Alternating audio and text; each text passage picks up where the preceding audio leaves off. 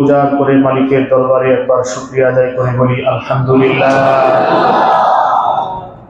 মুহতারাম মুসল্লিয়ানে কেরাম, ধারাবাহিক আমাদের আলোচনা চলতেছিল মানবতাবোধ সম্পর্কে।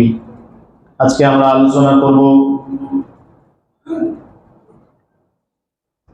নারী অধিকার সম্পর্কে। যদি নারী এবং পুরুষের সমান অধিকার হয়, তাহলে নারীদের লাভ কতটুকু, ক্ষতি কতটুকু, এ বিষয়টি নিয়ে আলোচনা করব ইনশাআল্লাহ। কারণ কি? কারণ হলো, অনেকেই হয়তো জানেন, ইদানিং কিছুদিনের মধ্যে সুশীল নামে নারীবাদী কিছু সংস্থা সবাই মিলে একসাথে তারা 380 পৃষ্ঠার একটা বই লিখছে। 380 পৃষ্ঠার এই বই লিখে প্রধান উপদেষ্টা বরাবর বইটা জমা দিয়েছে। এই বইয়ের মধ্যে তারা মূলত নারীদের প্রতি যে ইসলাম বৈষম্য করেছে এবং সমাজে নারীরা অনেক পিছিয়ে আছে, এরকম অনেকগুলো বিষয় তারা উত্থাপন করে, ছোটখাটো বই না, 380 পৃষ্ঠা এরকম একটা বই প্রধান উপদেষ্টা বরাবর জমা দিয়েছে। বাস্তবতা হলো, উপদেষ্টাদের মধ্যে আবার 2-4 জন এমনও আছে যাদের মন মানসিকতা একটু উন্মুক্ত মানসিকতা, নাস্তিক নাস্তিক ভাব আছে, কথা বুঝলেন? যার কারণে এই বিলটা পাশ হয়ে যাওয়ার একটা সম্ভাবনা, এই সম্ভাবনাকে কেন্দ্র করে আগামীকাল গোটা বাংলাদেশের তাওহীদি জনতাকে একত্রিত করে সরওয়ার্দী ময়দানে একটা সমাবেশের আয়োজন করছে হেফাজতে ইসলাম। যাই হোক, যেটা আমরা আলোচনা করব সেটা হলো, বিভিন্ন সময় এরকম নারী সংস্থা নামে, নারী সংস্কার নামে, নারী অধিকার সংস্কার নামে বিভিন্ন স্লোগানে নারীদের অধিকার বাস্তবায়নের জন্য একদল মরিয়া হয়ে পড়ে। কিন্তু বাস্তবতা হলো, গত জুমায় বলেছি যে ইসলাম যে অধিকার দিয়েছে, সে অধিকারকে বাদ দিয়ে যদি নতুন কোনো অধিকার দেওয়ার চেষ্টা করা হয়, তাহলে এটা ওই মাছে মাসির দরদ বেশি, এই পর্যায়ের হয়ে যায়, এই পর্যায়ে হয়ে যায়। ইসলাম যে অধিকার দিয়েছে, যত সুন্দরভাবে দিয়েছে, এর চাইতে চমৎকার সুন্দর অধিকার বাস্তবায়ন পৃথিবীতে আর কেউ করতে পারবে না, পারে না। মনে করেন শিয়ালে মাঝে মাঝে স্লোগান দেয়, শিয়ালকে, শিয়ালে মুরগিরে বুঝায় যে আমরা কত সুন্দর, রাত নাই, বিয়াল নাই, দুপুর নাই, বন বাজারে ঘুরি, জঙ্গলে জবে জাতে ঘুরে বেড়াই, আর তোরা সন্ধ্যা হইলেই ক্ষোভের মধ্যে থাকিস। কি আটকা জীবন, কি দুর্বিসন্ধি জীবন তোদের, এ জীবন তো খুব কষ্টের।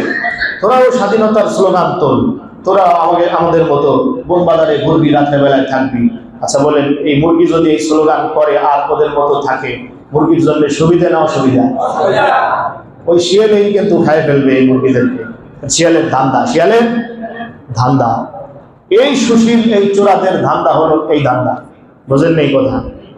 খুব ভালো করে বুঝবেন ইনশাআল্লাহ। তো ইসলাম মূলত নারীদেরকে কি অধিকার দিয়েছে? নবী সাল্লাল্লাহু আলাইহি সাল্লাতু ওয়াস সালাম যখন ভূমিষ্ঠ হয়েছেন, এরপরেও নবীজির নবুয়ত পাওয়ার আগ পর্যন্ত, দাওয়াত প্রচার করা পর্যন্ত, আরব দেশ সহ গোটা বিশ্বে নারীদের বেঁচে থাকারই কোনো অধিকার ছিল না। মেয়ে হইলেই মেরে ফেলত, মেয়ে হইলেই তাকে হত্যা করা হতো। সূরা নাহাল আয়াত নাম্বার 58 আল্লাহ তাআলা ওর চমৎকার আলোচনা করেছেন যে তৎক্ষণাৎ সময়ে নারীদের প্রতি যে একটা অবিচার, জুলুম করা হতো, সে জুলুমটা কি ছিল? আল্লাহ বলেন, ওয়াইজা বুশিরা আহাদুহুম বিল উনসা, যখন কোনো মানুষের কন্যা সন্তান হতো, সন্তান যখন হচ্ছে ঘরের ভিতরে, ধাত্রীরা সেই কাজে যখন ব্যস্ত আছে, এই মুহূর্তে এই সন্তানের যে বাবা বাহিরে ঘোরাফেরা করে, অপেক্ষায় থাকে কি জানি একটা সংবাদ আমার কানে আসে। ওয়াইজা বুশিরা আহাদুহুম বিল উনসা, আল্লাহ বলেন, যখন তাদেরকে বলা হতো, ডাক দিয়ে, তোমার মেয়ে হয়েছে, যাল্লা ওয়াজহুহু মুসওয়াদ্দা, সাথে সাথে মুখ কালা হয়ে যেত। মুখ কি হয়ে যেত? কালো হয়ে যেত।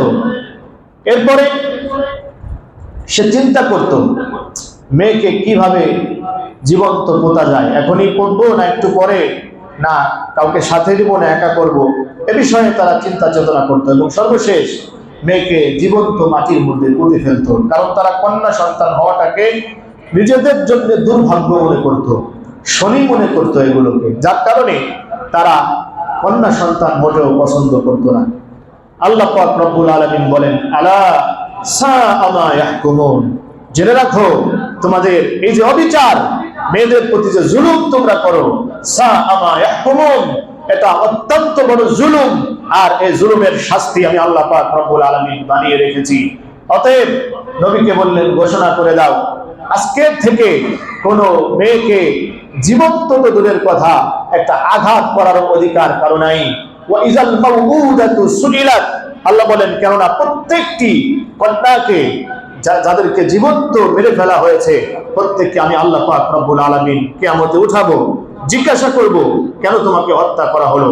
তখন সে তার বাপের বিরুদ্ধে যখন আমার কাছে মামলা দায়ের করবে, তো বাপের ঠিকানা আমি অটোমেটিক জাহান্নাম বানায় দেব। নবী তুমি ঘোষণা করে দাও। তাহলে এখানে আল্লাহ তাআলা মূলত নারীকে বেঁচে থাকার অধিকার বাস্তবায়ন করেছেন, কি বলেন ঠিক কিনা? ইসলাম বেঁচে থাকার অধিকার দিয়েছে। এরপরে তৎকালীন সময়ে আরেকটা বড় খারাপ দিক ছিল হলো, যখন কোনো মানুষের মেয়ে হইতো, স্বাভাবিকভাবে মেয়ে হওয়ার পরে এই মেয়েদেরকে সব খাবার খাইতে দিত না। ঘরের মধ্যে ভালো ভালো রান্না হইলে এগুলো মেয়েদেরকে দিত না। তারা বলতো যে ভালো ভালো খাবার যেগুলো, অকালু মা ফি বুতুনি হাযিহিল আনআমি খালিসাতুল লিযুকুরিনা ওয়া মুহাররামুন আলা আজওয়াজিনা, তারা বলতো যে এই খাবারগুলো হলো আমাদের পুরুষদের জন্য হালাল, আর এইগুলো তোমরা মহিলাদের জন্য হারাম।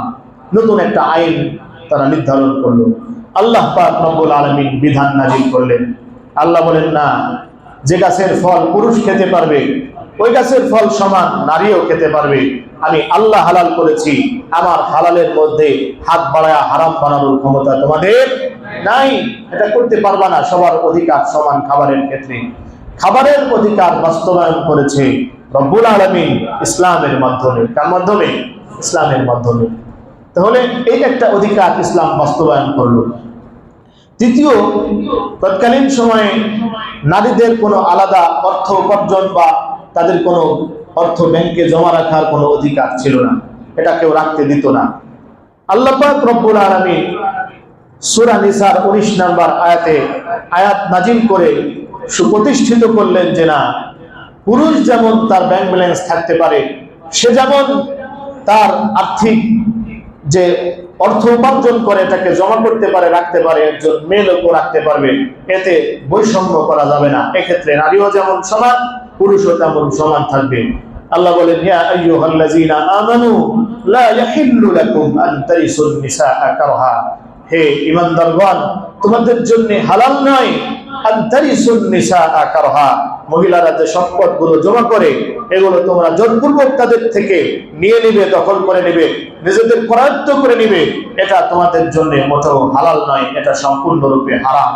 অর্থাৎ আল্লাহ পাক রব্বুল আলামিন নারী যে সম্পদের অধিকারী হতে পারবে এ বিষয়টিও ইসলামের মাধ্যমে বাস্তবায়ন করেছেন। তাহলে এখনো তার বেঁচে থাকারই অধিকার ছিল না, সে অধিকার বাস্তবায়ন করলো ইসলাম। এরপরে তার খাদ্যের অধিকার ছিল না, সে অধিকার বাস্তবায়ন করেছে ইসলাম।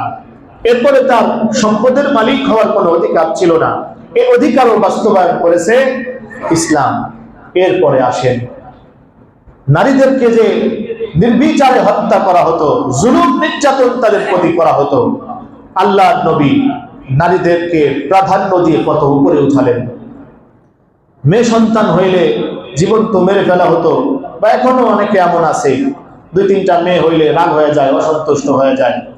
নবীজি বলেন, একটা কন্যা সন্তান তোমার হয়েছে তো তুমি একটা জান্নাতের মালিক হয়ে গেছো। 2টা কন্যা সন্তান হয়েছে, 2টা জান্নাতের মালিক আল্লাহ তোমাকে বানায় দিবে। 3টা সন্তান কন্যা, কোনো দুঃখের কারণ নাই, তুমি 3টা জান্নাতের মালিক হয়ে যাবা নিঃসন্দেহে, এটা নবীজি বলেন। এ কথা বলে নবীজি কিসের উপরে উদ্বুদ্ধ করলেন?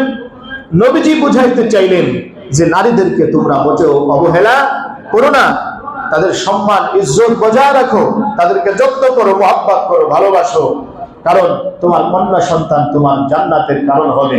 এটা বলে নবীজি নারীদের মর্যাদা মান অক্ষুণ্ণ রেখে তাদেরকে দুনিয়াতে আরো সুন্দরভাবে বেঁচে থাকার অধিকার আরো সুপ্রতিষ্ঠিত করলেন এই হাদিসের মাধ্যমে।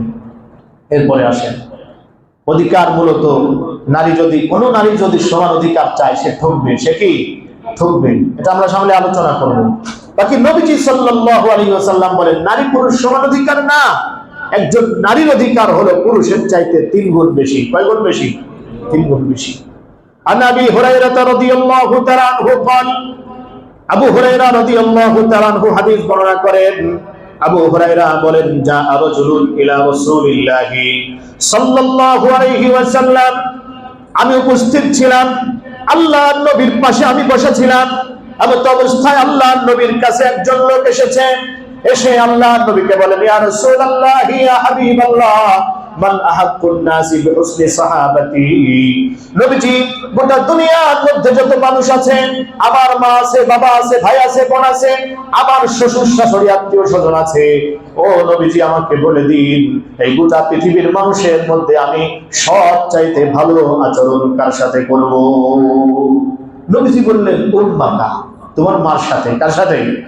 পৃথিবীর মধ্যে সবচাইতে ভালো আচরণ, সবচাইতে উত্তম নরম আচরণ করবা যার সাথে, সে হলো তোমার মা। লোকটা কয় সুম্মা মান, ও নবীজি তারপরে কার সাথে? নবীজি বললেন উম্মাকা, তোমার মায়ের সাথে।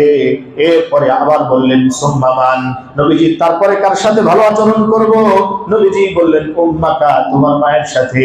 এরপরে লোকটা আবার কয় সুম্মা মান, নবীজি তারপরে কার সাথে?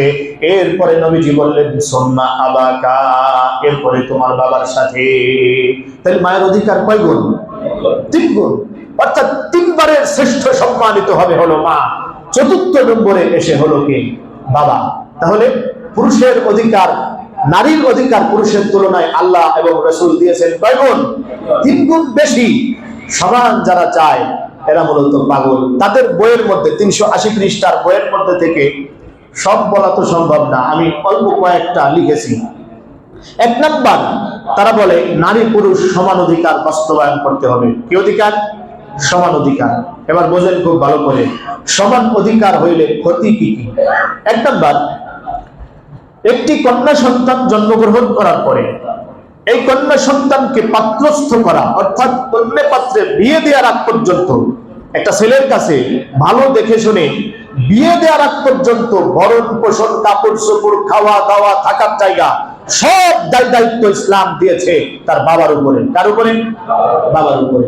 টোটাল দায়িত্ব তার বাপের পালন করতে হবে। কিন্তু একজন ছেলে, এই ছেলেটা জন্মগ্রহণ করার পরে যখন স্বাভাবিকভাবে 15 বছর বয়সে বালেগ হয়, তো বালেগ হয়ে গেলে এই বালেগ হওয়া পর্যন্ত ইসলাম বলে বাপে খাওয়াবে পড়াবে।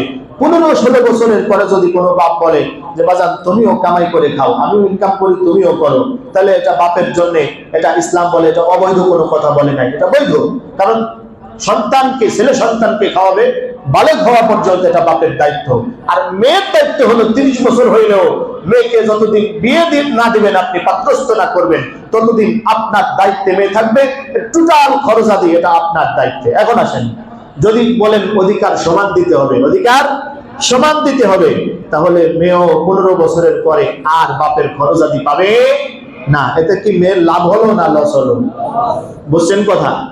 লাভ হলো না লস হইল? অবশ্যই লস। তাহলে সমান অধিকার চাইলে কি হবে? লস হবে। ইসলাম দিয়েছে বেশি। 2 নম্বরে আসেন, এরপরে যখন ওকে আপনি বিয়ে দিলেন, মেয়েটাকে যখন পাত্রস্থ করা হলো, একটা ভালো পাত্রের কাছে বিয়ে দেওয়া হলো, বিয়ের পরে টোটাল দায়িত্ব, তাকে খাওয়ানো, পরানো, কাপড় দেওয়া, পোশাক দেওয়া এবং তাকে থাকতে দেওয়া, বাসস্থান দেওয়া, পুরা দায়িত্ব স্বামীর উপরে। তার উপরে? স্বামীর উপরে। এটা স্বামীর মরার দিন পর্যন্ত দিতে হবে, স্বামীর মৃত্যু পর্যন্ত এটা স্ত্রীকে দিয়ে যেতেই হবে, দিয়ে যেতেই হবে। এখন আসেন, আপনি যদি বলেন সমান অধিকার দিতে হবে, তাহলে যারা পুরুষ, যারা কি পুরুষ, সে বলবে ভাই তোমারে আমি 5 লাখ টাকা মোহর দিলাম, তো তুমি আমারে 5 লাখ টাকা যৌতুক দাও, অধিকার তো সমান। সমান চাইছো, তাহলে আমি তোমারে 5 লাখ দিলাম, তুমি ওভারে 5 লাখ দাও, তাহলে লস হইলো না লাভ হইলো? বুঝেন না এই কথা? মেয়ের কাছে যদি 5 লাখ চাওয়া হয় সমান অধিকারের ভিত্তিতে, তাহলে সে তো দিতে অবশ্যই প্রস্তুত, অধিকার যেহেতু সমান। কিন্তু ইসলাম বলছে না, বিবাহের সময় শুধু পুরুষই মেয়েকে মোহর দেবে, মেয়ে পুরুষকে 5 পয়সাও দিবে না, 5 পয়সাও দিবে না। এটা মেয়ের অধিকার, ইসলাম এই অধিকার প্রতিষ্ঠা করেছে।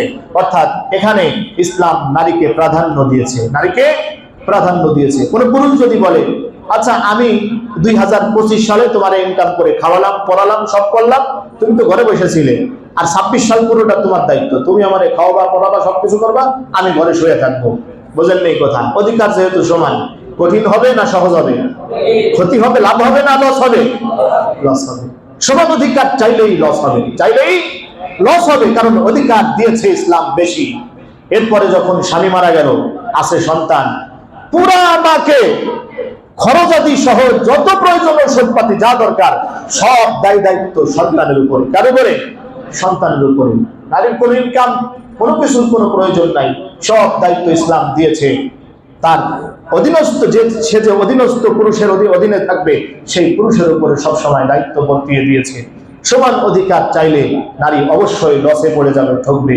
এটাই ইসলামের কথা এবং ইসলামের নীতিমালা। এবার আসেন, এই অধিকারগুলো যখন বাস্তবায়ন করবে, তো দেখা যায় সব বিষয়ে নারীর লস হয়। মূলত সমান অধিকার বলে তারা যে অধিকারের কথাটা বলে, এই বইয়ের মধ্যে যেটা বুঝাইতে চাইছে সেটা হলো কুরআনুল কারীমের সূরা নিসা আয়াত নাম্বার 11। এই আয়াতের মধ্যে আল্লাহ পাক রব্বুল আলামিন বলছেন, লিজ্জাকারি মিসলু হাজ্জিল উনসায়াইন, লিজ্জাকারি মিসলু হাজ্জিল উনসায়াইন। একজন পুরুষ যে সম্পদ তার বাপের থেকে পাবে, একজন নারী তার অর্ধেক পাবে, নারী তার অর্ধেক পাবে। ছেলে 2 ভাগ পাবে, মেয়ে 1 ভাগ পাবে। তারা বলেন এটা ইসলাম চরম পর্যায়ের একটা বৈষম্য করেছে, নারীকে ঠকিয়েছে, নারীকে ঠকিয়েছে। এটারও চমৎকার সুন্দর জবাব আছে। আগে একটা উদাহরণ দিই, বোঝেন। মনে করেন আপনার একটা ছেলে আছে আব্দুর রহিম, একটা মেয়ে আছে নাম রহিমা। তো আব্দুর রহিমকে আপনি 100 টাকা দিলেন। কত টাকা? 100 টাকা দিচ্ছেন। আর মেয়ে রহিমাকে 50 টাকা দিচ্ছেন। আব্দুর রহিমকে 100 টাকা দিয়ে বলছেন, বাবা তুমি বাজারে যাইয়া 50 টাকার চাল কিনবা, 30 টাকার মাছ কিনবা, 20 টাকার ডাল কিনবা, আর 20 টাকার বিভিন্ন তরকারি কিনবা। তাহলে মোট কয় টাকা হলো? হিসাব করছেন? 120 টাকা। কত? 120 টাকা। তো এর টাকা দিয়েছে কত? 100। আর খরচের ফর্দ ধরায় দিয়েছে কয় টাকা? 120 টাকা। এখন ও বাজারে যায় সবকিছু কিনে, এখন আরো 20 টাকা লাগে, তো আর 20 টাকা আরেকজনের কাছ থেকে ধার উধার করে, ঋণ করে, তারপরে ওইটা সব কিনে নিয়ে আসছে। মেয়েকে কিছু বলে নাই, যেটা দিয়েছে ওইটা ধরা আছে। ওটা কি আছে? ধরা আছে। এখন বলেন, বিবেচনাগ্রস্ত মানুষ যদি হয়, বিবেক বুদ্ধি যদি কোনো মানুষের থাকে, সে বলবে কাকে বেশি দিয়েছে, ছেলেকে না মেয়েকে? বলেন বেশি কাকে দেওয়া হয়েছে? কারণ আপনি আমারে 100 দিয়ে আমার যে ফর্দ ধরায় দিয়েছেন, আমার আরো 20 টাকা বেশি লাগছে। আমার কাছে তো মোটেও নাই, আরো অতিরিক্ত আমি ঋণ হয়ে গেছি 20 টাকা। আর আপনি ওরে 50 দিয়েছেন, তো 50 পুরোটাই ধরা আছে। শুধু ধরা নাই, এরপরে ও যে আরেকজনের সাথে বিয়ে হলো, বিয়ে হওয়ার পরে ওই পুরুষ তার বাপের থেকে যে সম্পদ পাইছে, ওই সম্পদের সাথে তার সম্পদ কি হয়ে গেছে? এক হয়ে গেছে। অতএব সে নিজের কোনো খরচ আদি কিছু নাই, সব দায়িত্ব একজন ছেলেকে। ইসলাম বলে তার বাবা মাকে পালার দায়িত্ব তার, আত্মীয় স্বজন বেড়াইতে আসলে খাবারের দায়িত্ব তার, এরপরে তার সন্তানাদির দায়িত্ব তার, তার এই যে বোন এ বেড়াইতে আসলে তার খোঁজ খবর নেওয়া, তাকে ভালো খাওয়ানোর দায়িত্ব তার। এই ছেলের উপরে সব দায়িত্ব ইসলাম ছেলেকে দিয়েছে, মেয়েকে কোনো দায়িত্বের মধ্যে ফেলাই নাই। তারপরেও অতিরিক্ত পুরুষের তুলনায় অর্ধেক দিয়ে ইসলাম কি ঠকাইছে নাকি জিতাইছে? বুঝেন না এই কথা? জিতছে না ঠকছে? জিতেছে। বোঝে না, যার কারণে বলে ঠকে গেছে। তো ইসলাম মূলত নারীকে ঠকাই নাই। নারী ইসলাম নারীকে যে মর্যাদা, যে সম্মান দিয়েছে, ইসলাম নারীকে যেভাবে চলতে বলেছে, যেভাবে ইসলাম নারীর চলন বলন নির্ধারণ করে দিয়েছে, এভাবে কোন নারী চললে নারীর মনে হবে দুনিয়া জান্নাত। কি মনে হবে? দুনিয়া জান্নাত মনে হবে। দুনিয়ার মধ্যে সে জান্নাতের মজা পাবে, জান্নাতের আরাম তার মধ্যে লাগবে। কিন্তু যখন ইসলাম থেকে বাহিরে চলে যাবে, তখন মূলত সে ইসলাম থেকে বাহিরে যাওয়ার কারণে দুনিয়াটা তার কাছে কষ্টে পরিণত হয়ে যাবে। দুনিয়া তার কাছে কষ্টে পরিণত হবে, এটাই স্বাভাবিক। 2 নম্বরে আসেন, তারা বইয়ের মধ্যে 2 নম্বর যে বিষয়টি বাস্তবায়ন করার জন্য দিয়েছে সেটা হলো, দ্বিতীয় বিষয় হলো যৌনকর্মীকে শ্রমিকের অধিকার দিতে হবে। যৌনকর্মীকে, নাউজুবিল্লাহ বললেন না, যারা যৌনকর্মী আছে বাংলাদেশের মধ্যে তাদেরকে শ্রমিকের অধিকার দিতে হবে। এটার দ্বারা কি বুঝাইতে চায়? একজন শ্রমিক যেমন, যে রাজমিস্ত্রি সবার সামনে কাজ করলে কেউ লজ্জা পায়? যে কাজ করে ও লজ্জা পায় না, যারা দেখে তারাও কি কোনো লজ্জা শরম পায় না? স্বাভাবিক কাজ করতেছে। কাঠমিস্ত্রি তার কাজ করতেছে, ঠেলাওয়ালা তার কাজ করতেছে, রিক্সাওয়ালা তার কাজ করতেছে।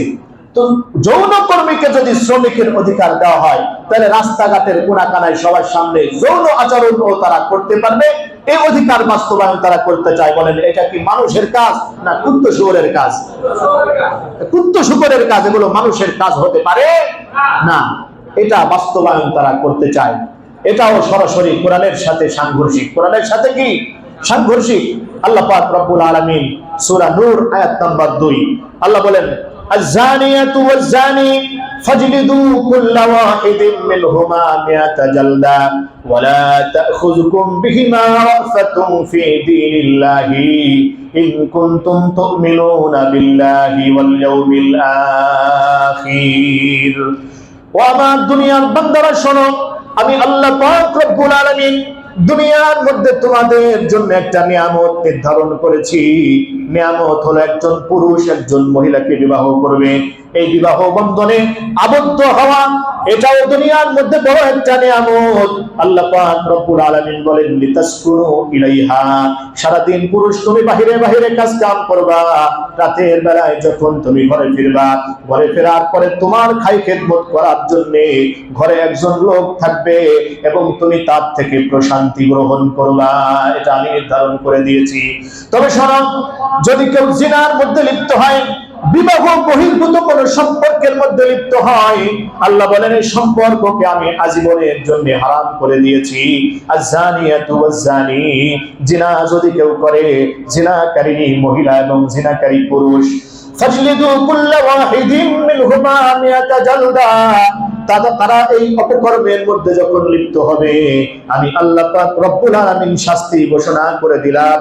দুনিয়ার মধ্যে তাদের শাস্তি হলো, যদি অবিবাহিত অবস্থায় এই খারাপ কাজের মধ্যে লিপ্ত হয়, তাইলে পুরুষ আর ওই মহিলাকে 100 করে গায়ের জোরে বেতেরাঘাত লাগাতে হবে। এটা দুনিয়ার মধ্যে সবচাইতে নিকৃষ্টতম অপরাধ। এটা শুধু ইসলাম ধর্মে অপরাধ তা না, সব ধর্মের মধ্যে এই কাজটা অপরাধ। কি বলেন, অপরাধ কিনা? এবং এটা কোনো মনুষ্যত্ববোধের ভালো কাজ হতে পারে না, এটা কোনো কর্ম হতে পারে না, এটা কোনো কর্ম নয়। মানুষের কর্মের বিভিন্ন সাইড আল্লাহ পাক রব্বুল আলামিন দিয়ে দিয়েছেন, আর কর্ম করার ব্যাপারে আল্লাহ পাক রব্বুল আলামিন পুরুষকে উদ্বুদ্ধ করেছেন। আল্লাহ বলেন, ফাইযা কুদিয়াতিস সালাতু ফান্তাশিরু ফিল আরদি, যখন নামাজ শেষ হয়ে যাবে, ইনতাশিরু, এখানে আল্লাহ শুধু পুরুষকে আদেশ করছেন, তোমরা পুরুষেরা দিক দিগন্তে বিভিন্ন জায়গায় ছড়ায়া করো কাজকর্মের জন্য, কাজকর্ম করে ইনকাম করে এরপরে তোমরা বিকালবেলা বাসার মধ্যে ঢুকে যাও। পুরুষ তুমি ইনকাম করবে, তোমার অধীনস্থ নারী তোমার অধীনে থাকবে, তার ভরণ পোষণ তোমাকে দিতে হবে, এটা তোমার উপরে তার কর্তব্য, তোমার উপরে কর্তব্য আমি বাতলে দিয়েছি। অতএব যৌন কর্ম এটা কোনো কর্ম হতে পারে না। খুবই নিকৃষ্টতম একটা উপস্থাপন তারা করেছে। 3 নাম্বার উপস্থাপন কি করছে? বহু বিবাহ বাতিল করতে হবে। বহু বিবাহ, একাধিক বিবাহ বাতিল করতে হবে। কোরআনে যে একাধিক বিবাহের কথা আসছে, সূরা নিসা আয়াত নাম্বার 3, মূলত আল্লাহ পাক রব্বুল আলামিন যে বিধানটি কত চমৎকার ভাবে কেন বলেছেন, প্রত্যেকটা বিধানের, প্রত্যেকটা কোরআনের শব্দের একটা কেন আছে। কি আছে? একটা কারণ আছে।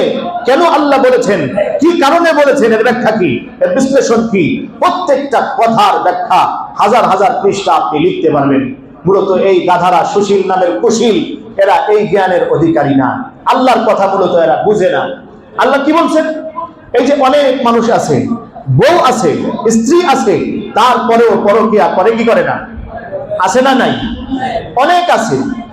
এরকম যার অবস্থা, যে স্ত্রী থাকা সত্ত্বেও সে পরনারীর প্রতি আসক্ত হয়ে যাচ্ছে। এরকম মানুষের জন্য আল্লাহ পাক রব্বুল আলামিন বলেন, স্বাভাবিকভাবে তোমার যদি নিজেকে নিয়ন্ত্রণ এক স্ত্রী দিয়ে না হয়, নিজেকে নিয়ন্ত্রণ, নিজের ঈমান আকীদা, নিজের আমল যদি একজনকে দিয়ে ঠিক না থাকে, তুমি আরেকটা বিয়ে করো। দুইজন দিয়ে হচ্ছে না, আরেকটা বিয়ে করো। তিনজন দিয়ে হচ্ছে না, চারজন পর্যন্ত বিয়ে করার আল্লাহ পাক রব্বুল আলামিন অনুমতি দিয়েছেন, ফরজ করেন নাই। ফরজ ফরজ হলো অবশ্যই করতে হবে, আর অনুমতি দেওয়া হলো করলে করতে পারো, করলে তোমার যদি প্রয়োজন হয় তুমি করো, তো অনুমতি দিয়েছেন। এই অনুমতির পরে আল্লাহ পাক রব্বুল আলামিন আবার চমৎকার ভাবে বলেছেন, ওয়াইন খিফতুম আল্লাহ তা'দিলু ফাওয়াহিদাতান, ও বান্দা অনুমতি আমি তোমাকে দিয়েছি, তবে অনুমতি দেওয়ার পরে আমার পরামর্শ হলো ওয়াইন খিফতুম আল্লাহ তা'দিলু, যদি তুমি আশঙ্কা করো যে তুমি তাদের মধ্যে সমতা বাস্তবায়ন করতে পারবে না, একাধিক বিবাহ করার পরে তাদের হক তুমি পরিপূর্ণ আদায় করতে পারবে না, তাহলে ফাওয়াহিদাতান, তুমি একটা নিয়েই সন্তুষ্ট থাকো, একটা নিয়েই সন্তুষ্ট থাকো। এটা আল্লাহর পরামর্শ। মূলত এই পর্যন্ত ওরা যায় না, এই পর্যন্ত কি এই বুঝটা ওদের মধ্যে নাই। আল্লাহ কি বলেন, ফানকিহু মা তাবা লাকুম মিনান নিসাই মাসনা ওয়া সুলাসা ওয়া রুবা ফাইন খিফতুম আল্লা তা'দিলু ফাওয়াহিদাতান আও মা মালাকাত আইমানুকুম। জোরে জোরে কোন সুবহানাল্লাহ। আল্লাহ পাক রব্বুল আলামিন ব্যাখ্যা বিশ্লেষণ সাপেক্ষ কথা বলেছেন। আল্লাহ বলেন, ফানকিহু মা তাবা লাকুম মিনান নিসা, ও আমার বান্দা, তোমার যদি মনে চায়, তুমি যদি এক স্ত্রী দিয়ে নিজেকে নিয়ন্ত্রণ করতে না পারো, ও বান্দা, তুমি হারামের মধ্যে জড়ায়া দুনিয়া শেষ করে ফেলবা, আখিরাতও শেষ করে ফেলবা। বান্দা, তোমার দুনিয়া আখিরাত শেষ করার কোনো দরকার নাই। একজন দিয়ে না হইলে দুইটা বিয়ে করতে পারো, আমি অনুমতি দিলাম। দুইজন দিয়ে না হইলে তিনজন বিয়ে করতে পারো, অনুমতি দিলাম। তিনজন দিয়ে না হইলে চারজন বিবাহ করতে পারো, আমি আল্লাহ অনুমতি দিয়েছি, তোমার উপরে ওয়াজিব ফরজ করে দেই নাই। তবে আমি আল্লাহ পাক রব্বুল আলামিন যেহেতু মালিক, আমি আল্লাহ আরেকটা পরামর্শ তোমাকে দেই, ও বান্দা, দুইজন স্ত্রীর মাঝে সমতা বজায় রাখা বড় কঠিন জিনিস, স্বাভাবিকভাবে সবাই এটা পারে না। আমার ভাইরা, একজন স্ত্রীর কাছে যদি আপনি 10 দিন থাকেন, অপরজনের কাছেও 10 দিন থাকতে হবে। একজনকে 1 টাকা দিয়ে একটা চকলেট কিনে দিলেন, আর একজনকেও 1 টাকা দিয়ে একটা চকলেট কিনে দিতে হবে। এই চকলেট খাওয়ানোর মধ্যে যদি আপনি সমতা বিধান না করেন, সমান সমান না করেন, একজনকে চকলেট দিলেন 2 টাকার, আর একজনকে দিলেন 1 টাকার, আপনি আসামি হয়ে যাবেন। আল্লাহ পাক রব্বুল আলামিন জিজ্ঞাসা করবেন, তুমি একজনকে 2 টাকা দিয়ে দিছো, আর একজনকে 1 টাকাটা দিছো, বৈষম্য করেছো, অতএব তোমার ঠিকানা জাহান্নাম। কঠিন না সহজ? অনেক কঠিন। আল্লাহ বলেন, ওয়াইন খিফতুম আল্লাহ তা'দিলু, যদি আশঙ্কা করো তুমি সমতা বিধান করতে পারবে না, ফাওয়াহিদাতান আও মা মালাকাত আইমানুকুম, তাহলে বান্দা, আমার পরামর্শ হলো এক স্ত্রী নিয়ে সন্তুষ্ট থাকো, তুমি দ্বিতীয়টার দিকে আর পা বাড়াইও না। তাহলে 4 বিয়ার যে পরামর্শ আল্লাহ দিয়েছেন, কেন দিয়েছেন? চরিত্র ঠিক রাখার জন্য দিয়েছেন, নিজেকে নিয়ন্ত্রণ করার জন্য দিয়েছেন, যাতে বান্দার আখিরাত বরবাদ না হয়ে যায়। এই পরামর্শে আল্লাহ পাক রব্বুল আলামিন দিয়েছেন। এটাকে ফরজ বা ওয়াজিব করে দেন নাই, ফরজ বা ওয়াজিব করে দেন নাই।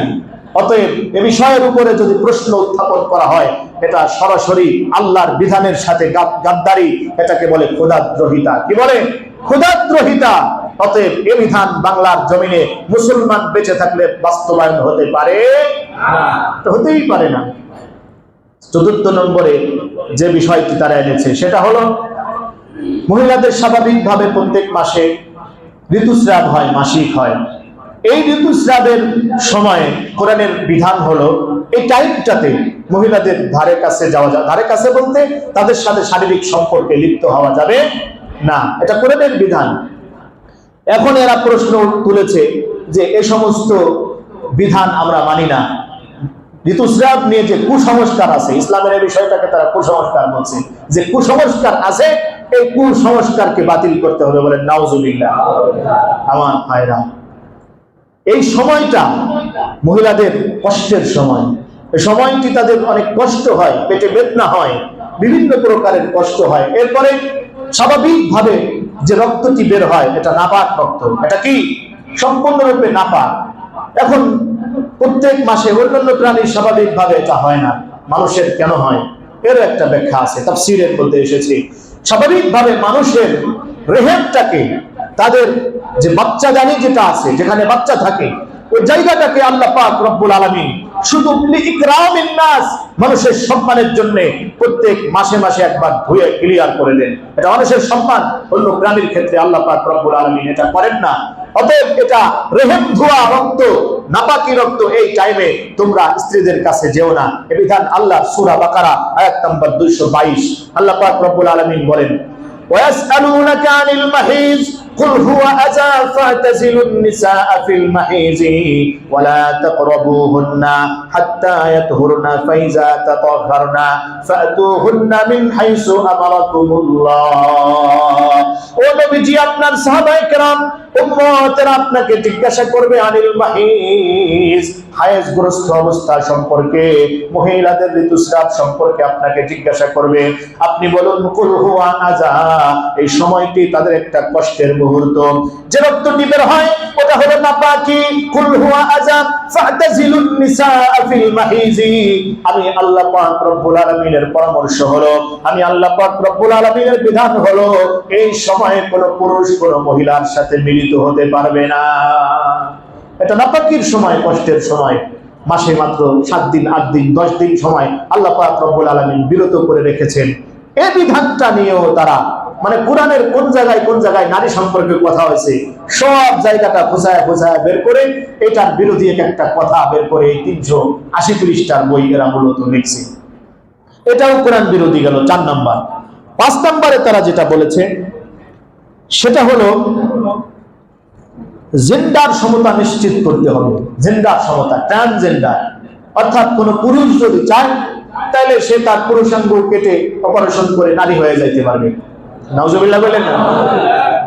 আর যদি কোনো নারী চায় সেও কোনোভাবে ব্যান্ডেজ ট্যান্ডেজ করে কোনো একটা কিছু ব্যবহার করে সে পুরুষ হয়ে যেতে পারবে, এটাও তার জন্য বৈধ করে দিতে হবে। এটা মূলত পশ্চিমা যে সংস্কৃতি আছে, ইউরোপ আমেরিকার মধ্যে যে নষ্টামি আছে, এগুলোকে বাংলাদেশের মধ্যে নতুন করে মাথাচাড়া দিয়ে উঠানোর একটা পায়তারা। এটা হলো মূলত মানুষকে ঈমান হারা করার একটা পায়তারা, আর কিছু না। এটা মূলত এই অধিকার কিছু না, মূলত মানুষকে বেঈমান কিভাবে বানানো যায়, মানুষকে ইসলাম থেকে কিভাবে দূরে সরানো যায়, এদের মূল মন্তব্য এবং গন্তব্য হলো ওই পর্যন্ত। এরপরে এই কথা যে বলল জেন্ডার বাস্তবায়ন, এ সম্পর্কেও কোরআনে আল্লাহ পাক রব্বুল আলামিন বড় চমৎকার বলেছেন। আল্লাহ বলেন লা তাবদীলা লিখালকিল্লাহ, আল্লাহ পাক রব্বুল আলামিন বলেন ইয়া আইয়ুহান নাস, ও লোক সকল, মা গররাকা বিরাব্বিকাল কারীম, তোমার পালনকর্তার সম্পর্কে তোমাকে কে গাফেল করে রেখেছে? আল্লাযী খলাকাকা ফাসাওয়াকা ফাআদালাক, ও বান্দা, তোমাকে তোমার পালনকর্তা বড় চমৎকার করে বানিয়েছেন, তোমার মালিক তোমাকে বড় মহব্বত করে বানিয়েছেন। আল্লাযী খলাকাকা ফাসাওয়াকা ফাআদালাক ফি আইয়ি সূরাতিন মা শাআ রাক্কাবাক, আল্লাহ পাক রব্বুল আলামিন যে সূরতে, যে আকৃতিতে আল্লাহ পাক রব্বুল আলামিন যে যেমন ভাবে তোমাকে ভালোবেসেছেন, আল্লাহ ওইভাবে তোমাকে ভালোবাসা দিয়ে বানিয়েছেন। যাকে পুরুষ বানাইতে আল্লাহ পছন্দ করেছেন পুরুষ বানিয়েছেন, যাকে মেয়ে লোক বানাইতে পছন্দ করেছেন আল্লাহ তাকে মেয়ে লোক বানিয়েছেন।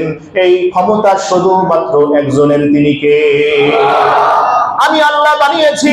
এবার আল্লাহ পাক রব্বুল আলামিন বলেন লা তাবদীলা লিখালকিল্লাহ, ও বান্দা, তুমি আল্লাহ পাক রব্বুল আলামিন, আমি তোমাদেরকে যে সৃষ্টি দিয়েছি, কাউকে পুরুষ বানাইলাম মহিলা বানাইলাম, লা তাবদীলা লিখালকিল্লাহি, আল্লাহ পাক রব্বুল আলামিনের সৃষ্টির মধ্যে তোমরা পরিবর্তন করো না।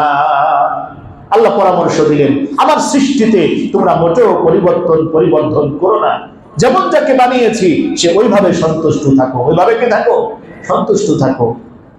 এরপরে তারা আরেকটি বিষয় আনছে, যেটি সেটা হলো পালক সন্তান যেগুলো মানুষ পালে, দত্তক নেয়, এই পালক সন্তানকে আপন সন্তানের স্বীকৃতি দিতে হবে। আপন সন্তানের স্বীকৃতি, এটাও কোরআনে এ বিষয়ে অনেক বিস্তর আলোচনা আসছে।